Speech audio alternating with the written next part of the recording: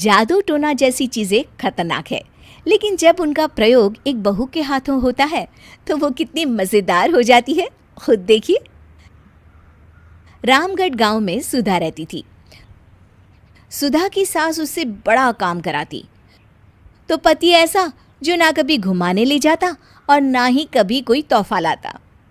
बेचारी इस बात से हमेशा दुखी रहती, लेकिन एक दिन उसकी जिंदगी बदल जाती है। अरे सुधा, सारा दिन न जाने क्या क्या सपने देखती रहती है। जाकर कुछ बढ़िया सा खाना बना कर ले आ। सपना ना देखो तो क्या करूं, मेरे तो कर्म ही फूट गए जो ऐसे घर में शादी हो गई। इससे अच्छा तो माँ जी कोई फुल टाइम मेड ही रख लेते। ओहो, बढ़िया ही फुल टाइम मेड रखने वाली। मेरे बेटे के लिए तो विलायत से रिश्ते आ रहे थे। वो तो तेरे पापा ने तेरी इतनी झूठी तारीफ कर दी कि हमारा तो मन ही पिघल गया। अच्छा, विदेश से रिश्ते? वाह माँ जी वाह। अरे भगवान से तो डरिए, विलायती बहू लाकर क्या गाय का गोबर लिपवाती। बहू बहू होती है, ना वो देशी होती है ना विलायती।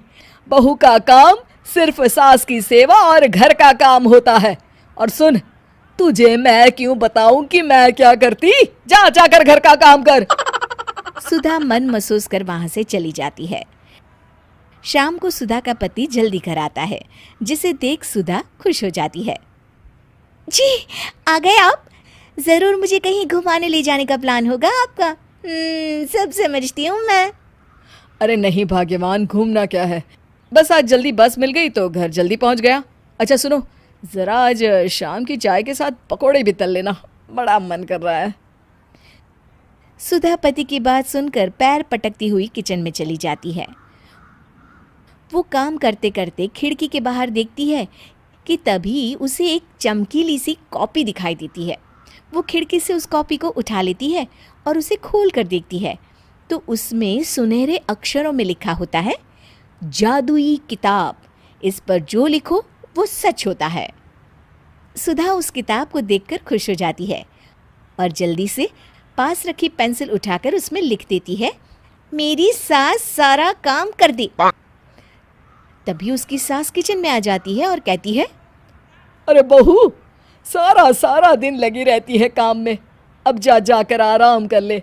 मैं तेरे लिए चाय और गर्मा गर्म पकोड़े लेकर आती हूँ।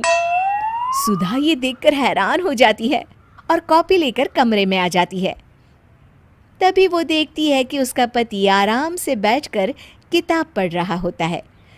सुधा झट से कॉपी निकालकर उसमें लिखती है, मेरा पति मुझे घुमाने ले जाए। बस फिर क्या था, सुधा का पति किताब बगल में रख देता है और उससे कहता है, बहुत दिन हो गए हम कहीं घूमने नहीं गए ना, चलो कल मैं ऑफिस से छुट्टी ले लेता हूँ। सुधा ये सुनकर खुश हो जाती है कि तभी उसकी सास हाथ में चाय और पकोड़े लेकर खड़ी हो जाती है। चलो बहू, कुछ खा लो। अरे किस्मत वाले हैं हम जो हमें तू मिली, वरना मेरे बेटे की शादी कहीं तय ही नहीं हो रही थी। कोई लड़की इस घर में शादी नहीं करना चाहती थी। ले बहू, खा ले। अब तो सुधा की बल्ले बल्ले हो गई थी। सुधा की सास और पति बस उसके इशारों पर घूमते। एक दिन सुधा को सास का हार पसंद आ जाता है।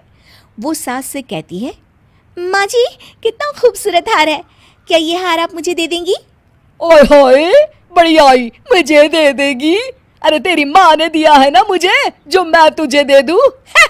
मैं अपने एक भी गहने तुझे कभी नहीं दूंगी। तभी सुधा अपने कमरे में जाती है और कॉपी में लिख देती है, सास के सारे गहने मेरे हो जाए। अब क्या था, थोड़ी ही देर में सास एक संदूक लेकर उसके कमरे में आ जाती है। बहू ये ले। ये क्या है माँ जी? बेटा ये मेरे गहने हैं, अब मुझ बुढ़िया पर तो ये अच्छे नहीं लगते। तेरी तो उम्र है पहनने उड़ने की, ये ले गहने तू ही रख ले। तभी सुधा की नज़र उस हार पर पड़ती है जो सासू माँ ने पहना है। और माँ जी ये हार जो आपके गले पर है? सास हार उतारते हुए कहती है, हाँ बहू ये भी ले ले। फिर कान के टापस उतारते हुए कहती है, ये ले बेटा, तू ये भी ले ले। फिर एक एक कर वो अपने सारे पहने हुए गहने उतारने लगती है। ये भी ले ले बहू, ये भी ले ले। सुधा तो खुशी के मारे बौखला जाती है। हाँ हाँ, लाइए लाइए लाइए लाइए। तभी सुधा का पति उसके पीछे आकर खड़ा हो जाता है और जोर से चिल्लाता है, अरे सुधा, क्या हुआ? क्या लाइए लाइए कर रही हो? अरे जरा कढ़ाई में तो देख लो, सारे के सारे पकोड़े जल गए। तभी सुधा की सास भी उसके सामने आ जाती है। इस लड़की से तो एक काम ठीक से नहीं होता, दिन भर सपने ही देखती रहती है। तभी सुधा को होश आता है। वो खिड़की के बाहर देखती है जहां उसे कुछ दिखाई नहीं देता। दरअसल जादुई वादुई कुछ नहीं था, वो सिर्फ एक काल्पनिक सपना था जो सुधा अपनी जिंदगी से तंग आकर देख रही।